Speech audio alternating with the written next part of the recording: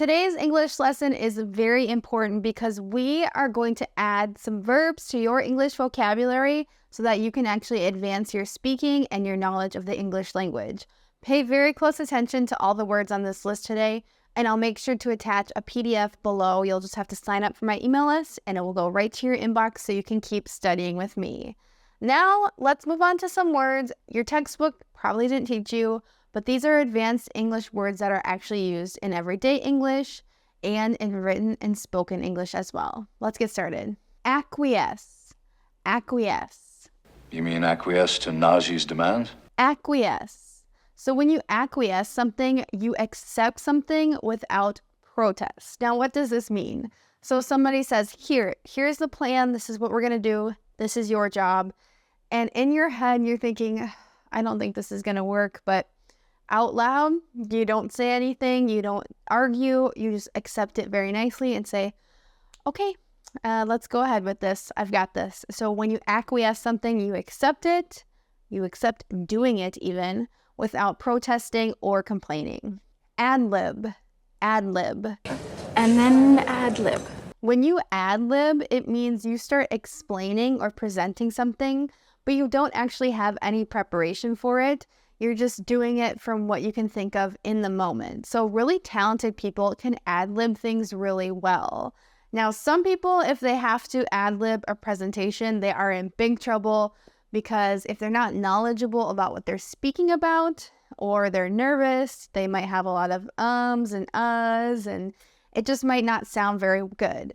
Another way that we use this word ad-lib is sometimes when people are acting on television or in plays, there is supposed to be background characters or extra characters that aren't really in the main conversation or dialogue. So they're just kind of ad-libbing some pretend conversations in the back. That means they're making it up. It's not scripted or prepared. They're just pretending to ad-lib a conversation. Bask.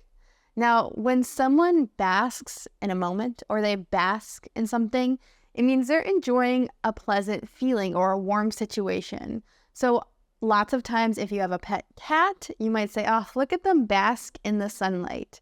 The word bask, it often is associated with warm and pleasant feelings. Or if you're on the beach with your lover, you might be sitting there and just basking in the sunset. You might say, oh, I just want to bask in this moment. It means you're enjoying it. It's very warm. It's very pleasant. I merely bask in your reflected glory. Now let's review a slang word in English, to beef. This is an older slang word, but it's still used and you'll still hear it today. It means to argue. So you can use this as a verb. You can say, we are beefing. This means you two are arguing, you're disagreeing over something. And you can use this in a more serious way, like, we're beefing really bad lately. This means we're arguing, it's very serious. Or we could say, oh, we're having a beef over who gets the last piece of pizza. Less serious argument in that situation. And we can also use this as a noun, like we have a beef. It means we have a disagreement or an argument. So you can use this word, beef, to beef, as a verb, or you can use it as a noun, we have a beef, which means we have a disagreement or an argument. Since you're an advanced English learner, I bet you know what it means to yell or to yell something out, but did you know we have a very specific word for this as well? The word is to blurt. Now, oftentimes in class, it's really important that the teacher teaches all of the children that they cannot blurt out an answer. So this means just yell it out without raising their hand or asking for permission to speak. So sometimes when people get really excited about something, they just blurt it out. That means they're not being careful about what they say, or if it's a secret, they're not keeping it a secret. They just yell it out because they're so excited. Oftentimes when people are pregnant or when people are engaged to get married, they have some really excited news. They'll just blurt it out when they see people if they're going to share the news without, saying, okay, we have some exciting things to say. Or even if they want to keep it a secret, sometimes if they're really excited, they'll blurt it out, which means they'll just say it without thinking about it or without censoring themselves. We're just gonna blurt out. Another slang word that I think you should know is to bounce. If you bounce, it means you're going to leave. Obviously, we use the verb bounce to talk about bouncing a basketball, or if something, jumps off the floor without forcing itself to, like a ball or just anything really. I mean, I've dropped a cup or a bowl on the floor, and if it doesn't break, sometimes it just bounces. We use that verb, but we can also just mean we're leaving suddenly. The most common way I've used this verb, this slang, is when I say, hey, we're going to bounce when I'm at a party or an event or a gathering, just meaning like it's time for us to leave. We have to go quickly. If you already know the word breeze, you probably use it to describe a gentle wind. There's a breeze outside. You can also use this word as a verb. If you breeze through something, it means it's very easy and you can do it quickly and effortlessly. The main example that comes to mind is if you have a test and it's very easy, you could say, I breezed through that test. We breezed through that run. We breezed through that workout. It just means you did it very easily. And if you want to use this as a verb, you can say it was a breeze, which means it was very easy. Someone asked you, how was your test? How was your workout? And you want to say it was super easy. You can say it was a breeze. Do you know what it means for something to budge? So when you say something is budging, it means it's making a small movement. The most common way we use the word to budge is when we say something will not budge. So maybe you are trying to open a door, or maybe you're trying to move something very heavy and you just can't move it even a little bit. You can say it won't budge. It means something is so heavy and you cannot move it even with a lot of force. We're not to budge. Another great slang word I'm going to teach you today is to bum. The most common way we're going to use this word in English that I've heard is when someone says, can I bum a cigarette? This means, can I take one? Can I borrow one? Even though we're saying borrow, we're not going to give it back, obviously, in this case. It just means, can I have one without paying you or giving you any repayment at all? There are other ways that you can use this word bum when you're asking for something to just have, like, oh, can I bum a piece of candy? But most commonly, people use this to say, can I bum a cigarette? So this next verb, to butt in, it's technically a phrasal verb. You kind of have to use but within to make it a verb. Children, a lot of times when they are lining up waiting for something, if someone comes in the line, even though they haven't been waiting, sometimes kids will say, hey, no butting in. This means no cutting into the line, no coming in without waiting. Now, more often we use this phrase to butt in to mean that somebody interrupts. So if you're having a conversation with someone and a friend says, hey, what are you guys doing? You could say, well, you're butting into our conversation right now. This just means you're interrupting a serious conversation between two people. Another way that we use the phrase butt in is when someone is interrupting our business or like kind of inserting themselves in a situation that doesn't involve them. Maybe you say, oh, they're always butting into my life. This just means this person doesn't really need to be involved in my life and they're trying to, involve themselves in situations that I don't need them involved in. Look, I don't mean to butt in, but maybe you confused my truck with somebody else. This next word is just extremely fun to say. Take a look at it on screen, see if you can say it. The word is canoodle. Canoodle. So when we say canoodle, it means two people are kind of showing innocent affection. So if you see a boyfriend and a girlfriend, maybe they're younger people, and they're kind of hugging and maybe kissing, you could say, you two are canoodling over there. It's a really informal, funny word that we use in English, just in a playful way. When two people are showing affection, we say they are canoodling. Anyone can canoodle in July and August, but will he be gone by September? When I was in college, I always was studying or working, or I like to exercise, and sometimes my friends would say, can you please come out? Can you come out to the bars? Or can you come out to party? And once in a while, I would cave and say yes. So we use this word to cave as meaning like you finally agree, you finally surrender or give in is another phrasal verb that we use in this exact same situation. So in this situation, I'm being very serious.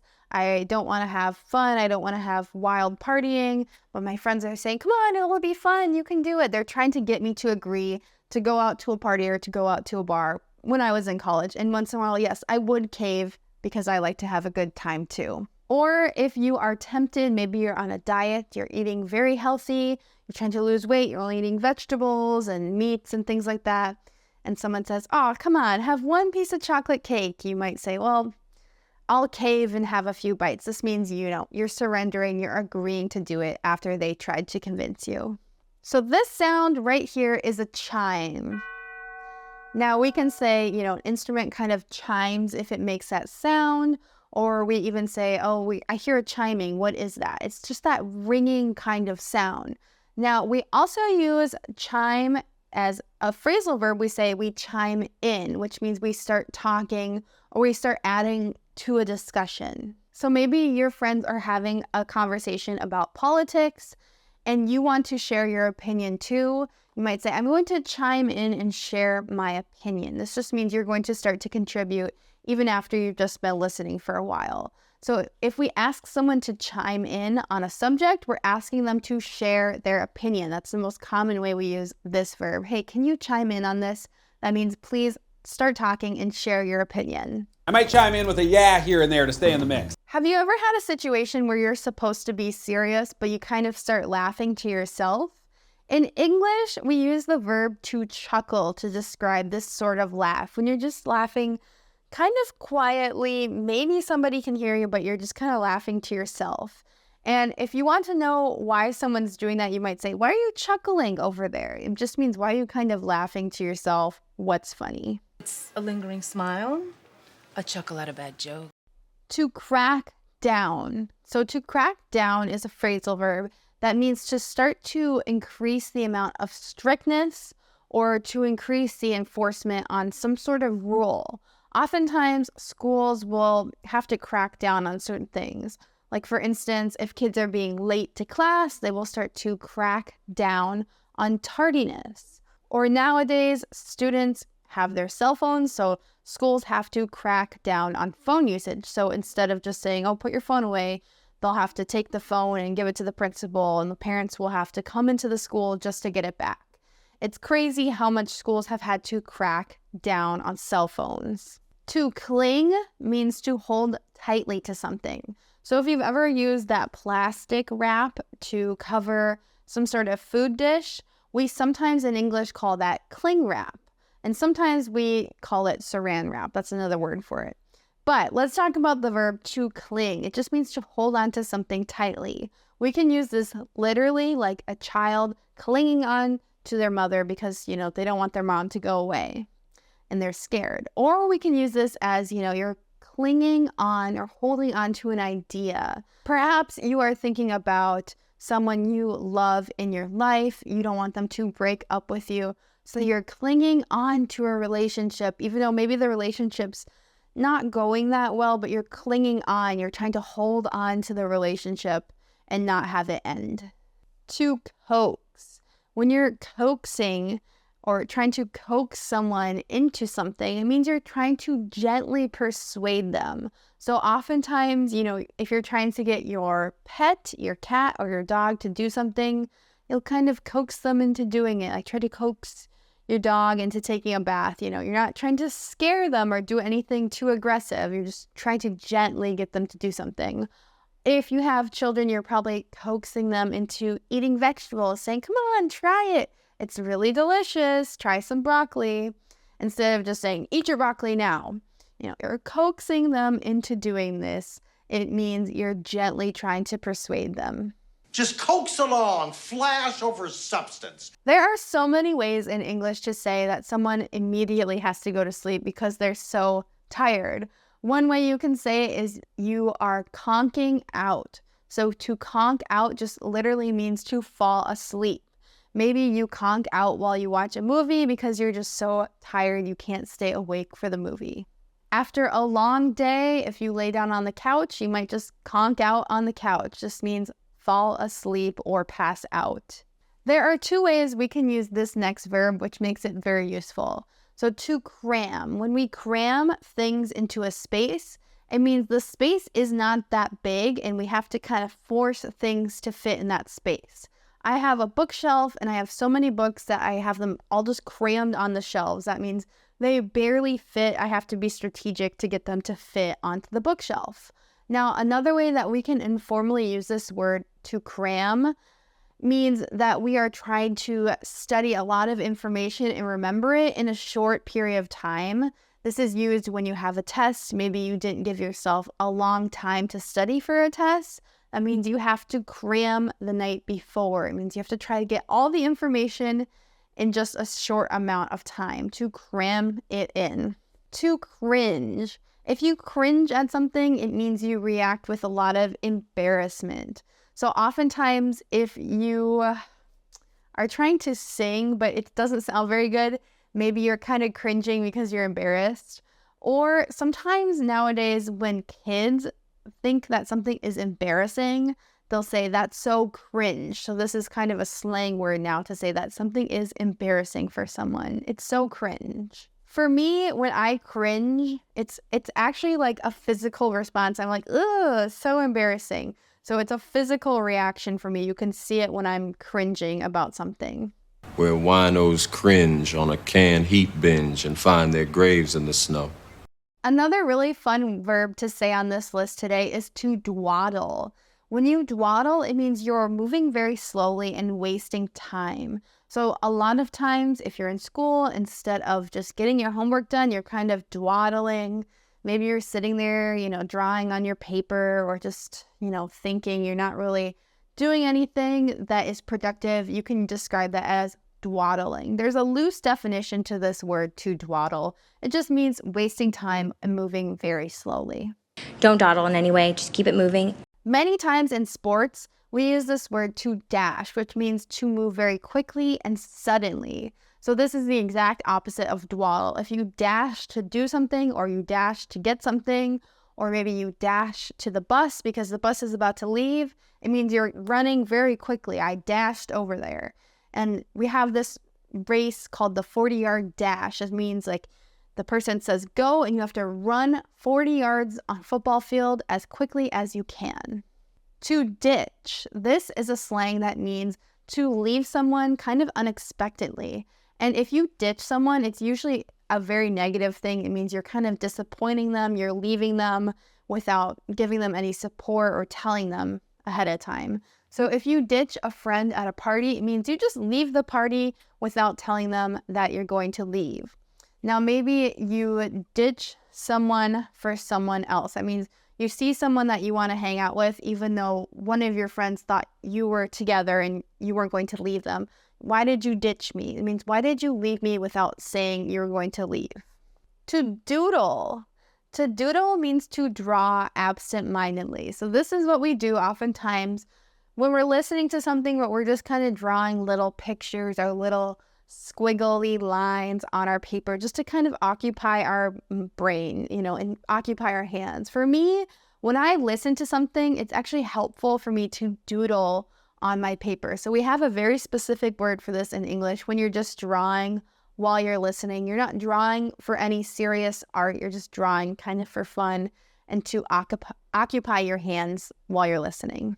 To drag. So when you drag something, it usually means you're pulling something very heavy. It's going on the ground because you can't actually lift it up. So if you ever move furniture by yourself, you often drag it on the floor, which isn't a great way to move furniture because you might scratch the floor.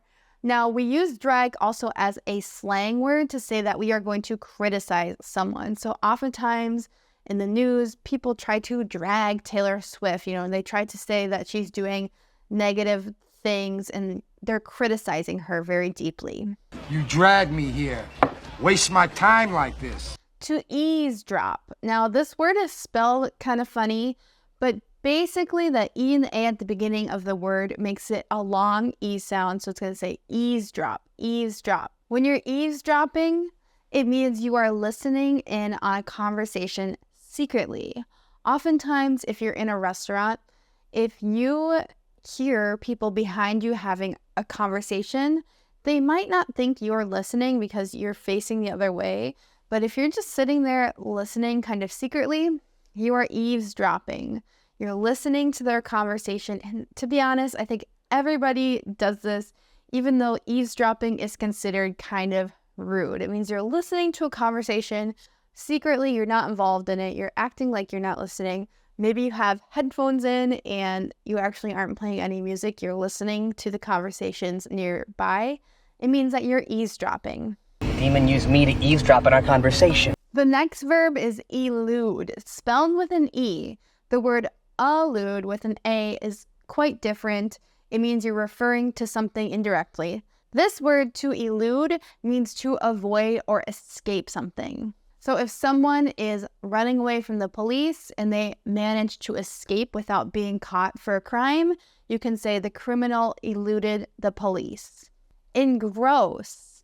Engross. This verb means to take the attention completely of someone. If you are engrossed in a book, it means you can't stop reading it. Maybe you read the whole book in one day. You're completely absorbing the book. You're just really enjoying it as well. Typically, when we're engrossed in something, it means that it's taking all of our attention because we're enjoying doing it, or we're just very determined and we can't pay attention to anything else. So if you're engrossed in your work, it means you're working very hard and you're not paying attention to anything else and you're not being distracted. To fidget. Oftentimes when someone is fidgeting, it means they're just kind of moving around a little bit nervously. They're not running around the room, but maybe they're playing with their hands or they're playing with their jewelry. They're fidgeting with it. That's what we use this verb, to fidget, to describe. And nowadays, people have specific little toys that they call fidgets. Maybe you've seen a fidget spinner. This is used to say that someone, kind of plays with it instead of acting nervous to help them focus. It's sort of like doodling on your paper. You're just playing small with something that's very small on your desk, or a small toy just to help your attention. You're fidgeting is what we call it. Okay, don't fidget and smile.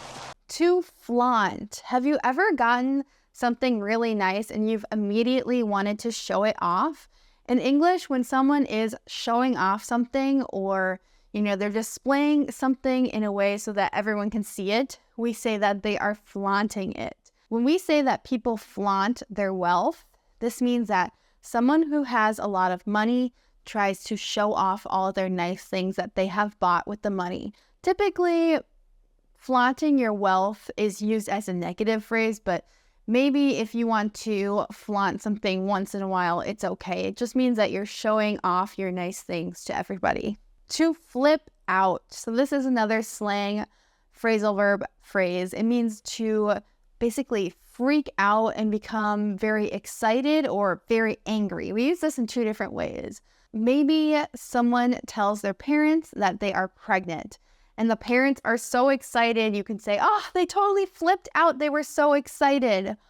Or if the parents weren't exactly excited that the girl was pregnant, maybe they're actually quite angry for some reason, some situation, they might also be described as flipping out. So there's context with this phrase. You need to know if someone's excited or angry. They flipped out when they found out she was pregnant. This means they're really angry. So you can use this as really excited or really angry when someone is flipping out.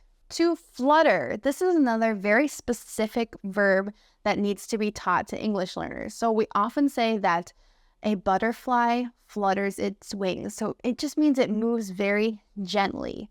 Now we say, can you see a flag fluttering in the wind? And also another way we use this verb to flutter is we say, can you flutter your eyelashes? That means, you're moving them very gently and lightly. When something is floating in the air very lightly and gently, we can say it's fluttering in the air. To fumble. When you fumble something, it means you're kind of acting clumsy and you're either going to drop it or you're about to drop it.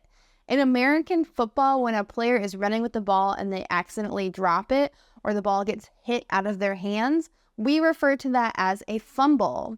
When someone just is being clumsy and they drop something, we say, oh, they fumbled that. You fumble the football, and I will break my foot off in your John Brown hind parts. To gawk. When we describe people as gawking, it means they are openly staring. They're not even trying to hide the fact that they're staring, and they're being very rude and they look kind of stupid as well. Oftentimes, if you are stuck in traffic, people are just gawking at something on the side of the road and they're slowing down their cars and creating a traffic jam just by gawking. That means they're slowing down just to stop and stare openly. If you see a celebrity, it's kind of rude to just gawk at the celebrity. That means don't just stare at the celebrity because they're just a person. They're just trying to live their life. To glide. To glide means to move smoothly and effortlessly. So this could be, you know, I just glided through that test. This is used in a more metaphorical way. It just means it was very easy, effortless. I got through it very quickly. Now, sometimes when we're skating, we say we're gliding. That means we're just moving very smoothly on the ice. So this can be just a literal we're gliding, or something is very easy, or look how beautifully they move. They're gliding through the room. It just means they're moving easy and without a lot of effort. And if something is very smooth and something else is rolling on it very easily, we say it's gliding. The verb to goof means to make a mistake. And if you want to describe someone doing something that they're not supposed to be doing, just kind of playing around or messing around, we can say they are goofing off. It's not good to just goof off instead of actually getting your work done. So goofing off would mean, you know, maybe playing around in your office or doing something on the computer that's not really important. So you're goofing off, you're not actually working seriously. Sometimes it's nice to goof off and do something silly. We can use the verb to grill to mean we're cooking something on a hot grill, usually outside.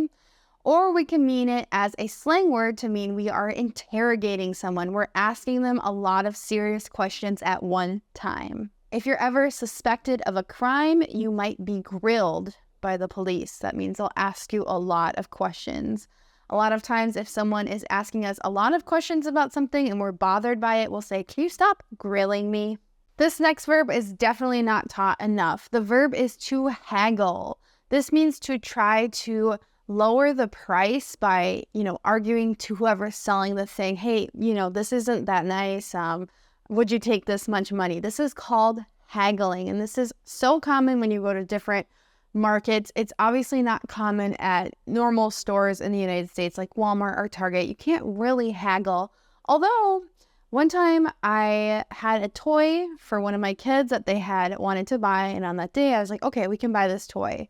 But the toy was already opened out of the box, which was kind of weird to me. So I asked the cashier, hey, is there any way I could get a discount on this toy since it was already opened in the store? And this was kind of like haggling because I was trying to lower the price and they did say yes, which was kind of nice, even though the toy was not broken or anything, but I just wasn't sure because the packaging was broken. So I wanted a discount if they would offer it, and I do offer it at the store a lot of times if the packaging is broken. Some people find it embarrassing or rude to haggle, but I think as long as you are still offering a fair price, I think it's okay to haggle, in just my opinion. Let's haggle. Haggle? Another way that we say in English that we're going to leave a place very quickly is we say we are going to hightail it. We're going to hightail it out of here. So this verb to hightail just means to leave quickly, and it's definitely slang that's commonly used in English. To jab. So to jab someone or something means to poke it with something sharp.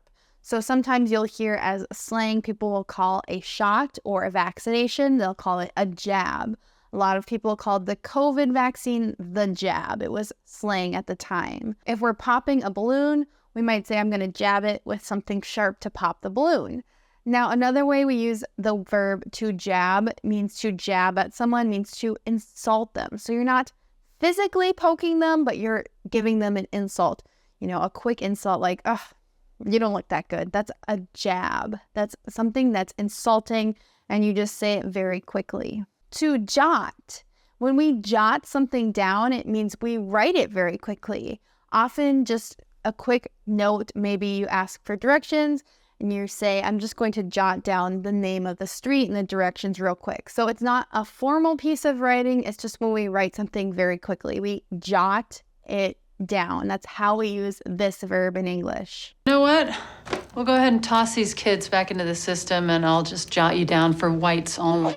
To juggle. So this video right here means to juggle. Now, you can be performing juggling, which means you're throwing up balls in the air and catching them. But oftentimes in English, we say we are juggling things when we have a lot of different responsibilities going on in life. If you're working and you're in school, you're trying to juggle the two things, which means you're trying to do each thing very well so that you don't fail at anything. Or if you're a working mother, maybe you're trying to juggle raising kids with your career. To knock. To knock can literally mean to produce a noise, by knocking on something hard, or it can mean to insult someone. So just kind of like jab, it's just you're insulting someone or criticizing someone really quickly, like you're knocking someone. We have a phrase in English, don't knock it until you try it. This just means don't disapprove or say something is bad until you actually try it. So a lot of foods that sound strange, or maybe it's a food that you're not used to, like maybe you haven't tried a lot of sushi and you say that sounds disgusting. Well, don't knock it until you try it because you might actually like it, even though it doesn't sound that good.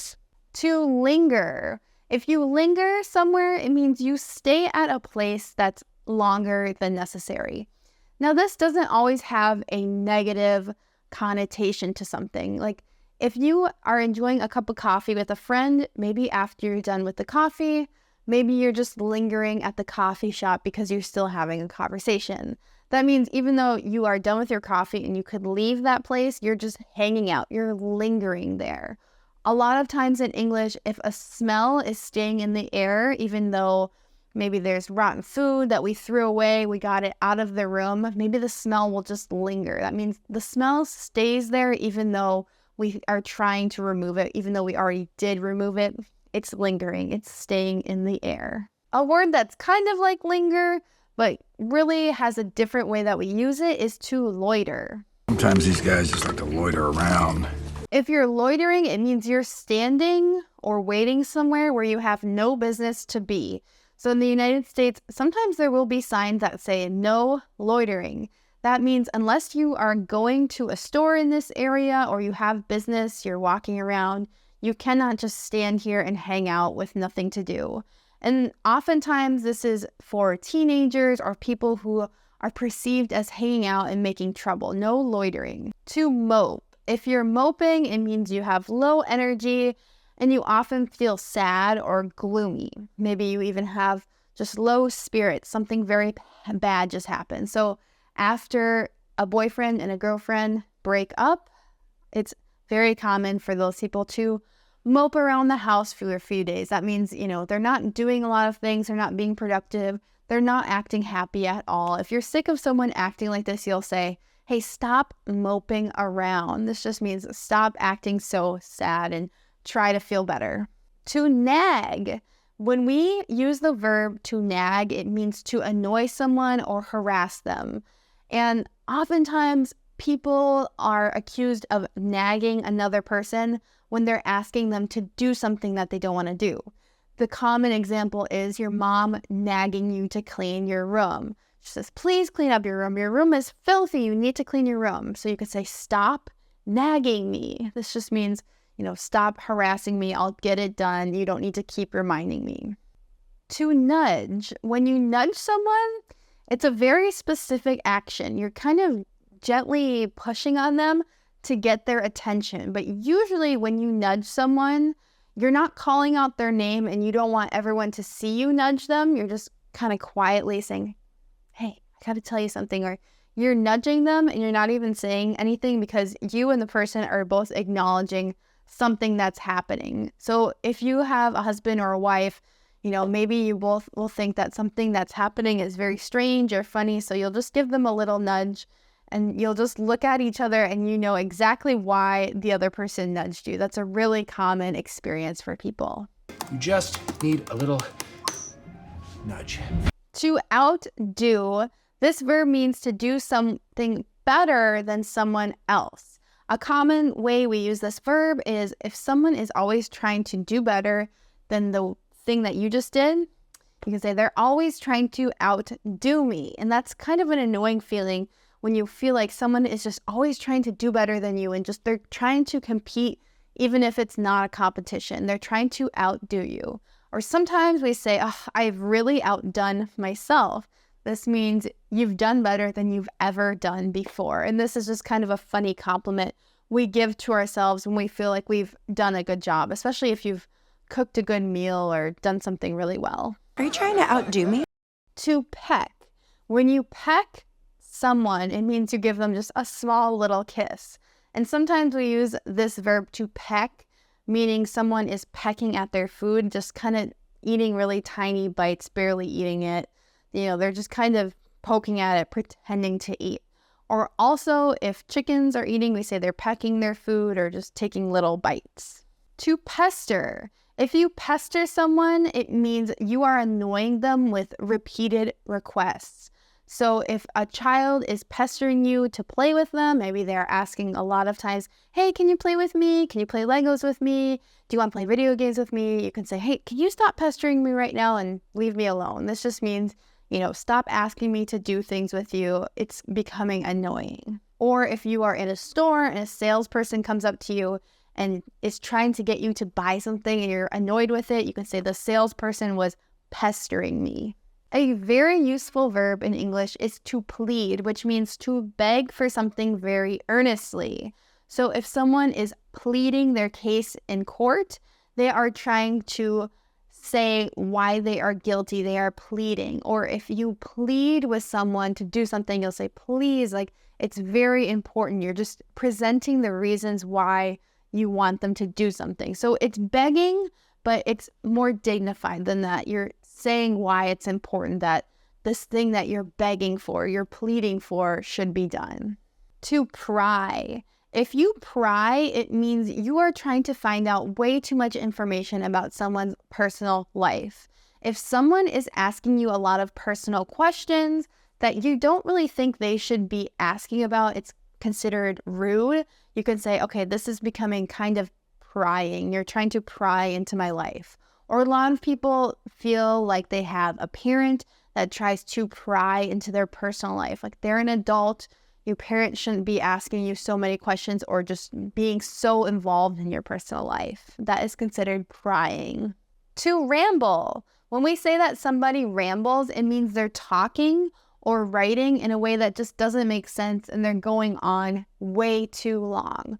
Oftentimes, teachers will ramble in class and you just stop listening if they're just talking way too much about something.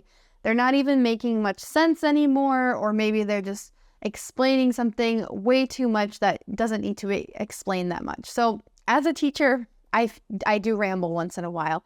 I am guilty of rambling. It just means I talk way too much or I explain way too much. To ransack. If someone ransacks a place, it means they're searching for something and they make a huge mess by searching for it. So oftentimes in crimes, when there is a burglar, someone who is going to the house to try to steal things, they will ransack the house, they'll rip apart everything, they'll leave a huge mess in order to try to steal something valuable from the house. Maybe they're looking for money or maybe they're looking for electronics. So if there is a scene where everything has been just torn apart and taken apart, you can say it got completely ransacked. Hitler won't be able to ransack Uckfield if he can't find it. Relinquish. To relinquish something means to give up or surrender it. The most common ways we use this verb is we say we have relinquished control. This means we've released or let go of control of something. So I relinquished the project to my coworker. That means I no longer am in charge or the boss of this project. I gave it to my coworker. I released it to my coworker. Or you can relinquish a right. Maybe if you relinquish your parenting rights, it means you give up any rights you have to parent your children in court. Are you suggesting I relinquish command of this detail, Sergeant? Another common verb we use to say that we are kind of searching through something in a disorganized way is we are rummaging through it. So if someone is rummaging through their bag and their bag looks really messy, so they're kind of just taking stuff out and moving it, we say they are rummaging. Sometimes in the United States, you'll hear someone say they're having a rummage sale. This means it's just kind of a disorganized sale. Maybe they'll put all their old things out on their driveway and, you just kind of come and offer a price up for everything. It's disorganized. To savor. To savor means to enjoy something completely. And I kind of think of this verb as, you're saving a taste or you're savoring an experience. You're saving it, you're trying to make it last so that you can experience it fully. If you are the type of person that when you have a really delicious dessert and you take slow bites, you are savoring that dessert. You're really trying to experience it. Or if you're at a concert and you don't have your phone out, you're just listening to the music, you're dancing and enjoying it, you're really savoring the moment. It means you're fully enjoying the movement. Savor the flavor because it sure as hell won't happen again. To scamper. To scamper means to move quickly with small steps. So the most common way we use this verb is when we're talking about little animals running away quickly. Like a squirrel might scamper if it sees a person. Or if you're just trying to describe, a child running away or an adult kind of running away quickly, you could say they scampered away, like they're trying to hide and take little steps and move quickly. To scowl. If you describe someone's face as a scowl, it's kind of like they're frowning and disapproving. It's a nasty face to make. So if you want to say that you saw someone at a party, but they did not seem happy to see you, and they were giving you just kind of ugly, frowning looks, you can say they were scowling at you. It's probably the worst way to describe someone looking at you angrily. They're scowling. Did I scowl at you? No, you smiled. I did. To scramble. So when you're scrambling, it means you're moving kind of quickly. You're unprepared and disorganized. So oftentimes if you have someone text you and say, hey, I'm coming to your house, I'll be there in 5 minutes. You might scramble to clean your house. You don't really know where to start. Like, I got to get this laundry put away. You scramble to get the dishes done. You're just moving kind of quickly with no plan if you're scrambling. I have another verb for you that's super fun to say. The verb is to skedaddle. Skedaddle. See if you can read that word, skedaddle. Some people kind of pronounce it as skedaddle. Say skedaddle or skedaddle. I don't think there is a completely proper way to say this word because it's very informal. It just means you're going to leave. We have to skedaddle. And this verb is definitely used more often when you're leaving very quick, like the police are coming, we better skedaddle. It just means we better leave quickly. Well, that's my cue to skedaddle. To skim.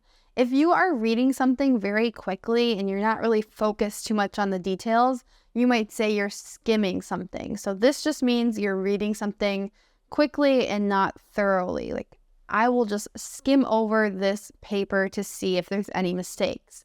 That means you're just reading very quickly, making sure there are no mistakes. You're not actually thinking about the details and trying to retain what you're reading. You're just skimming it very quickly. When we use the verb to slack, it means you're avoiding responsibilities or you're not working very hard. And when we use the phrasal verb to slack off, it means you're just wasting time and you're not actually working very hard at all. You might say to someone, hey, you need to start taking your work seriously and stop slacking off. This means stop, working lazily or just not getting what you need to get done. To slather. To slather is a very specific verb that we use when we're talking about taking something and spreading it very thickly. So if you put on a lot of sunscreen, we say that we slathered ourselves in sunscreen. Or if you have a piece of toast, a piece of bread, and you want to say that you put a lot of butter on that bread, you could say we slathered our bread with butter. To smirk means to smile in a very conceited way. Oftentimes we smirk if we have a secret that we're, kind of not sharing yet, but we're excited to share, or we think it's going to, kind of beat another person in a situation. So for instance, if you are playing chess and you are about to win, but you don't know if the other person knows it yet, you might have a small smirk on your face. You might just be smiling a little bit, and it's just kind of devious. Wipe that smirk off your face, Norma. To snag. This is a very important verb, and it's very specific again.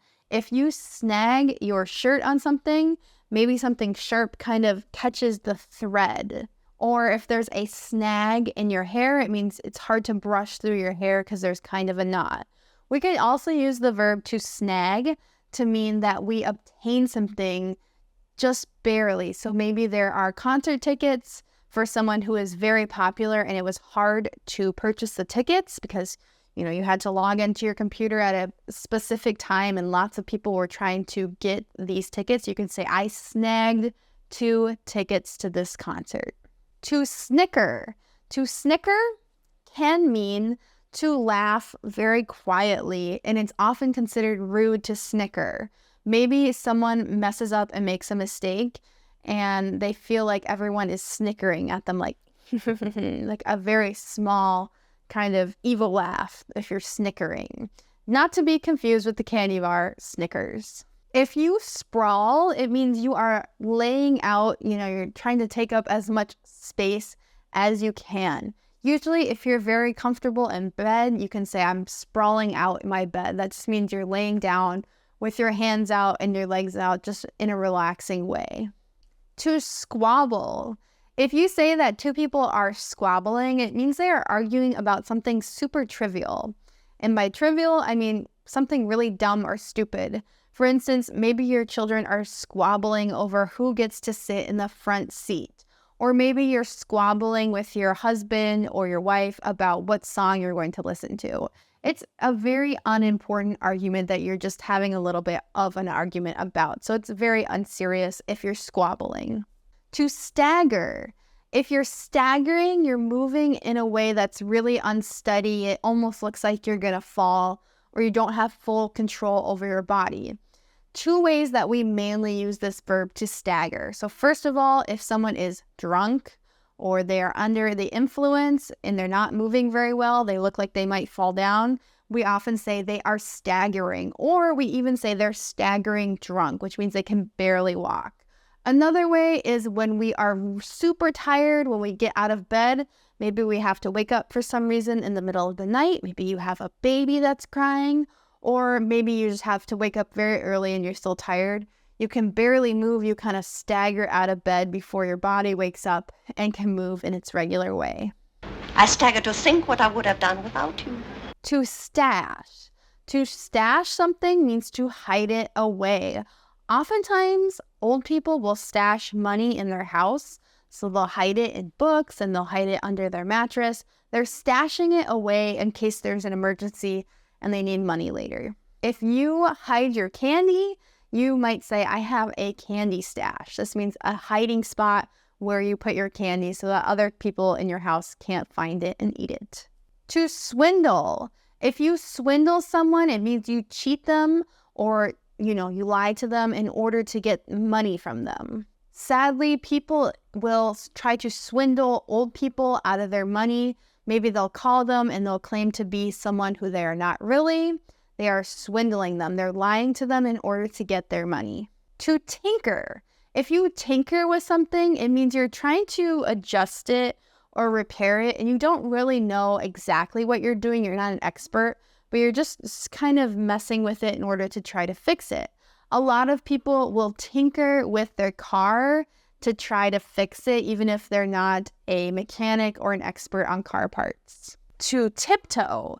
If someone is tiptoeing, it means they're walking very quietly just to not disturb others, or if there's a sleeping baby, you might tiptoe around your house so that your steps are not making a lot of noise. Oftentimes when people are tiptoeing, they're walking on their actual toes instead of their whole feet on the ground. To trudge. This is another verb that's talking about walking.